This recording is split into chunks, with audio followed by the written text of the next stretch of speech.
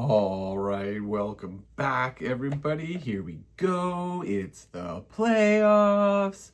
That's the time of year we all look forward to. Um, you know, we get so anxious on like every catch, every whatever defensive stop right as our players go on. We think about, oh man, we're gonna win. Oh my god, we're gonna lose.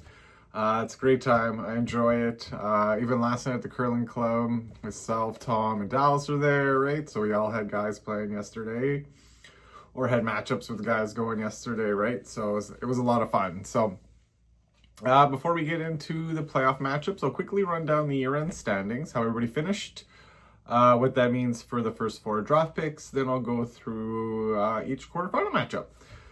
So we'll start here. As you see at the top of the list, we have Dallas finishes first overall with a 10-4 record. Thanks to Jalen Hurts getting some yards in overtime on Monday night, Dallas clinched like a 1-point victory over Dave, which got him into the playoffs. And as you'll see down the list, they're actually knocked Dave out of the playoffs. Sorry. So I don't know, kind of bittersweet. It was kind of good to get Dave knocked out of the playoffs. It's been a long time since he's missed the playoffs. But at the same time, I was kind of rooting for Tom to win first place. He hasn't been in the league too long either, so it would have been neat to see if he got first overall. So, yeah, so you see that he was tied with Tom, but thanks to Dallas having about 48 more points he took first overall. Next, we have the group of three of us there at 8 and 6. So that's myself, Jeremy, and Ty. I had the most points for, and I still ended up with the most points for, against with my loss this week. I was hoping to win, but it wouldn't have changed anything in my stats. I still would have finished third. I'd still be finishing playing the same matchup, so it wouldn't have mattered. Next, we have Jeremy, as I said, and Ty. Yeah, and Ty did end up with the lowest points for. So we ended up with fifth with the lowest points for. So we'll see how that does for him in the playoffs. Next, we have the two teams at 7 and 7. We have Sunil and the Buddies. Sunil ended up with the second most points for and the second most points against. So he plays me, and that makes it exciting that we both put up lots of points and get lots of points scored against us. So I wonder how our matchup's going to go. The next 8th place, who snuck into the playoffs thanks to his roughly 50 points over Dave and 200 over Jen, is Rob sneaking in there. Rob's lost 5 in a row. He was sitting at 6 and 3, but on the free fall and held on to a playoff spot. So that's kind of exciting for him. He'll get in. He does face Dallas, but Rob's got a good team. Guys like Quentin Judkins, Almond Raw, if he's healthy and playing well. So we'll see how this works out for Rob. It's kind of like backing into the playoffs kind of thought process. But hey, hopefully he gets in there. He does well. Okay, then we have, like I said, Dave is just outside the playoffs there with 6 and 8. Jen finished 6 and 8. Richard got 2 wins in a row to end the ceiling and finished 4 and 10. And Wayne lost his last 4 games of the year and finished at 4 and 10 as well. So in an effort to, stop tanking, all that kind of stuff, we implemented the rule that 9th place gets the first overall pick. So that goes to Dave. So then second overall pick goes to Jen, third to Richard, and currently 4th to Wayne. As a reminder, the team who finishes 5th throughout the playoffs is the one who ends up taking their draft pick. So anywhere between 2 and 12. That way Dave still gets first overall. He can always trade back or do whatever he wants if he doesn't want first overall, but that would be up to him. So that's our standings for our playoff matchups. Okay, I might as well, I was quickly going to just go through the bracket there. Obviously, they do change as it breaks down, but you see the first matchup, we have Dallas versus Rob. Next one there is Sunil versus Ty. No, sorry, that's Jeremy versus Ty. Then we have myself versus Sunil, and Tom versus the Buddies, Jay and Adam. So let's hop right in. So the first one, as always, is my own. Originally Sunil was projected to win 163 to 156. Currently, it's 164 to 166 for Sunil still. I had a nice night yesterday. Baker got over projected. Ibuka was just slightly under, but Bijan got 10 points more, so that's what bumped me up a little bit.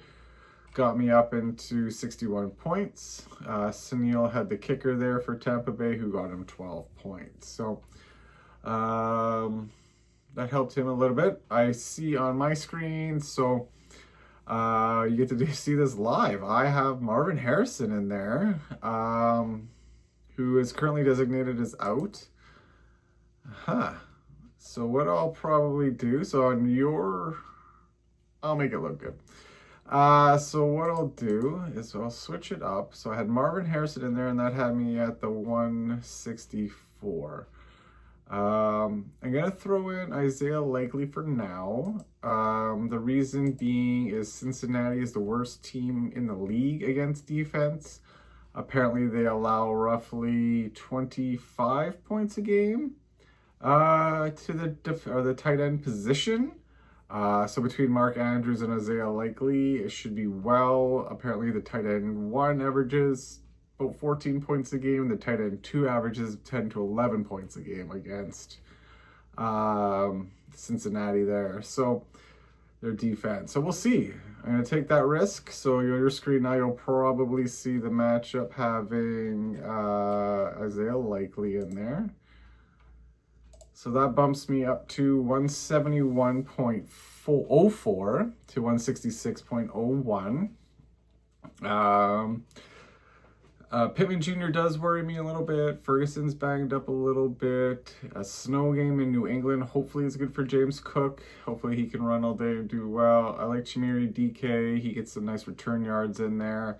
And I'm hopeful that Likely is underprojected at 6 there and bumps that up to like 8 or 9 maybe. I'd be happy with that. For Sunil, there's a little bit of worry on Mahomes this week that he might be a little bit less against the Chargers. Devonta Adams, I think, should be okay. He's pretty good for a touchdown. McLaurin, we'll see. Oh, T. Higgins is out for Sunil on my screen, so he's got another receiver to put in there. So, unfortunately, I can't do that for him. Unfortunately for him, he had Godwin Jr. going yesterday for 14 points that he missed out on. So, okay, his 3 flex spots are all running backs. So he can't move anybody up from his flex. So that only leaves Romeo Doubs from his bench. So that's another 10 points for Sunil. So that puts him to 176. So, yeah, and you never know with Green Bay. They look like they kind of throw it around lots. He only had about a point last week, 12 the week before, 5, 9, 2, 16, 10. So yeah, so we'll say 10. We'll give him the 10 that projection says. Yeah. You know me, I'm not going to pick myself at all. I don't feel comfortable going into this week. That's why I picked up Sam Laporta. He's a 12th round draft pick keeper from a few years ago. Maybe he's a guy I can keep because I can't keep James Cook because I traded away my 3rd round pick, which I didn't think about when I did it. So I can't keep Cook now. So maybe keep Ibuka is what I was thinking. And Laporta, yeah, we'll see what happens. But yeah, I'm going to give this one to Sunil. Okay, moving along. We got the buddies here versus Tom. So originally this one was in favor for Tom, 173 to 162. And thanks to Kyle Pitts and his 3 touchdowns, his 166 yards, his 11 receptions, and the greatest tight end fantasy game of all time, putting up 45 points, he's now favored 208 to 162. So,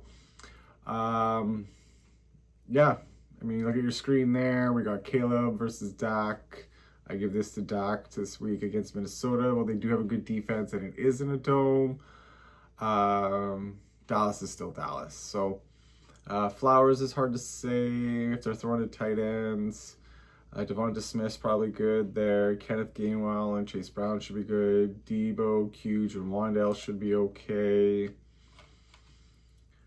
For the buddies, Metcalf, was he practicing today? I thought I heard he wasn't. Oh, he was practicing in fall. Okay, so he's back. Ted Rowe is back at practice. Kine should do well. Pollard's all right. Goddard should be fine. Achance questionable. Believes he'll play, so we'll see. But bench spots, he's got Jerry Jeudy maybe. Kareem Hunt has got a touchdown in 5 of the last 6 games. So he can always pivot and put in players like that. Unfortunately, because it was 45 points to the tight end position, which is like 30 more than normal, I do think this one's going to go to Tom. I think that alone is going to swing it. Like, I like the Buddies team. They got some good players. I'm not a fan of Metcalf. Tedero, I was hoping for more out of personally.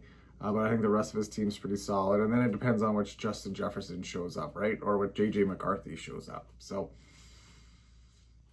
given all that, I do give this one to Tom, and Tom to move on. Okay, moving along here. We have the battle of the 4 and 5. So we have Jeremy versus Ty. Originally, Jeremy was favored 163 to 146. And now Jeremy's 160 to 137. Jeremy had just Darnell Mooney going yesterday, got 6.5. Foreskins here had Bucky Irving, and he got 8 points. So he got about half of what projected. Their benches, I don't really see anybody they'd play over their starter. No, maybe Theo Johnson for Jeremy, but I don't know who he would take out. That'd be about the only thing I would think about. But yeah, I like Ty's quarterback a little better. Receivers overall, I do like Jeremy's. However, a little bit low on Mooney. Pearsall hasn't been fully back to kind of how he was before his injury. He's only gotten a couple points. Minnesota running backs, no. But then we got Ty's team, who's our lowest point scorer all year. I mean, Addison could be okay. Cup, who knows? Worthy's been down. Genty should be fine. Fannin Jr. should be good. Brendan Strange's come along. Loveland and Booty should be okay. I wish I didn't drop Booty with the whole Harrison Jr. injury, but it's the way it goes. The way it goes a couple weeks ago. So I am going to give this one to Jeremy. Ty's team has been rolling lately. I know he's got the lowest points for. I just think Jeremy's got a slightly better team, and I think that's what's going to get him the victory. Okay, last matchup. We got Rob versus Dallas. Rob is originally 167, Dallas 160, so Rob is currently favored. Just making sure there's no zeros in here. Doesn't look like it. Neither guy had anybody going yesterday. Okay, I would think Philly's probably going to be a little bit better for Hurts this week against Vegas compared to the tough defense last week. But I mean, it could go to A.J. Brown, which is he's thrown to his opponent. I do always like Puka, Nico, Cortland Sutton's good. Kenneth Walker's really come along. Monongai's getting more touches. Alex Pierce we'll see with P. Rivers there as a quarterback. Charbonnet could be okay. Hampton looked okay, but is he into like a little bit of a timeshare with Vidal? We'll have to see. Like I said, I do like Rob's team. A.J. Brown's good. Amon-Ra's been good. Diggs has been really steady. Jacobs is questionable, so we might have to move some guys around. Williams should be okay. Hawkinson, again, it comes down to JJ. And then Judkins and Ville. I don't know much about this Ville guy. He had a big pop week in week 13. Otherwise, he's just kind of been an average or below average receiver. What do they got for bench players here? Yeah, Kamara's out. Mechie, yeah, that's a tough one against Jacksonville. Yeah, you can maybe play Singletary if you're Rob. I mean, he's been getting the ball lots. He's looked really well. Jaden Reed's another one. I mean, he had a good week last week coming back from injury.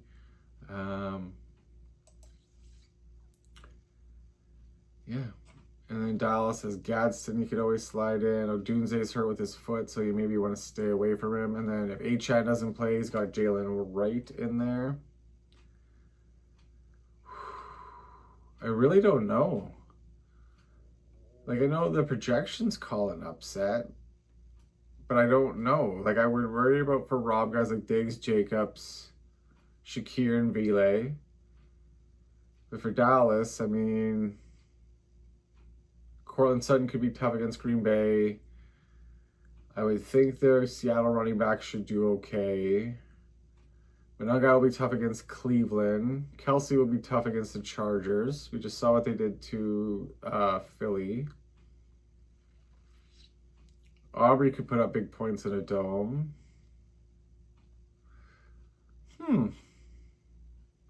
I always do like a good 8 versus 1 upset.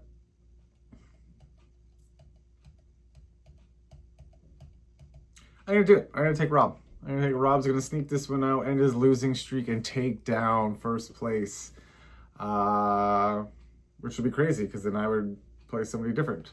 Because I was thinking I'd be playing, if somehow I won, which I don't think I would, I might play Tom next week. But if Rob wins, then I would play somebody else potentially. That'd be interesting. I wonder who it'll be.